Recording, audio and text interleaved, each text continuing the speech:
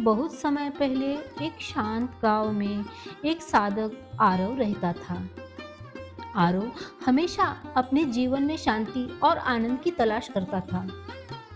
वह हर दिन अपने जीवन के सवालों का जवाब ढूंढने की कोशिश करता था, लेकिन उसे भीतर की शांति नहीं मिलती। एक दिन क्या हुआ, उसे सहयोग के बारे में पता चला। उसने सुना कि यह साधना आत्म साक्षात्कार प्राप्त करने और अपने चित्त को शुद्ध करने का मार्ग दिखाती है। उसे यह सुनकर जिज्ञासा हुई कि हर इंसान के भीतर एक कुंडलिनी शक्ति होती है जो जागृत होकर मनुष्य को परमात्मा से जोड़ देती है। आरव ने सहयोग के अनुसार ध्यान करना शुरू किया। उसने सीखा कि चित्त शुद्धि क्या होती है। हर दिन वह खुद से पूछता, मेरा चित्त अभी कहाँ है? क्या मैं नकारात्मक विचारों में खोया हूँ? जब भी उसे लगता कि उसके विचार परेशान करने वाले हैं, वह अपनी कुंडलिनी शक्ति से प्रार्थना करता, माँ, मैं एक शुद्ध आत्मा हूँ, कृपया मेरे चित्त को शुद्ध करे।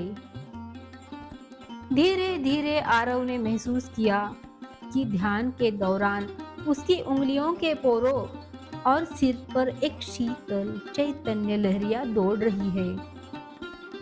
वह अनुभव उसके लिए नया था और दिव्य था। उसने समझा कि यह कुंडलिनी शक्ति का जागरण हुआ है।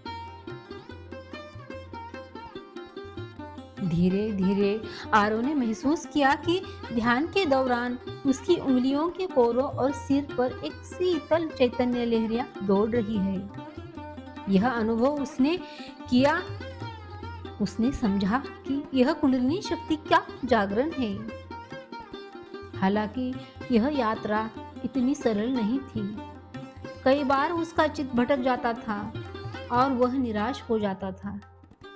लेकिन उसे सहयोग में यह सिखाया गया था कि जब अपना चित्त अस्थिर हो तो शांत होकर उस अस्थिरता के कारण वो समझे और उसे उस शक्ति के चरणों में समर्पित करे।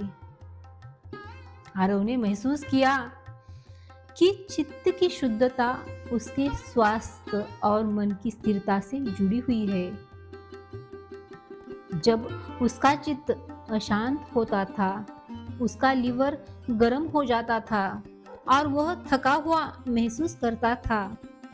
लेकिन जैसे ही वह चित्त शुद्धि के लिए ध्यान करता, उसका मन शांत हो जाता था और वह ऊर्जा से भर जाता था।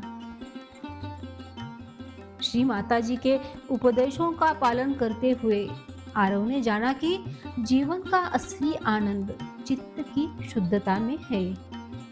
उसने न केवल अपने भीतर की शांति पाई, बल्कि दूसरों को भी सहयोग से जुड़ने के लिए प्रेरित किया। आरव की इस यात्रा ने यह सिखाया कि आत्म साक्षात्कार और चित्त शुद्धि केवल एक साधना नहीं है, बल्कि एक दिव्य अनुभव है जो अपने जीवन को आनंद और शांति से भर देता है।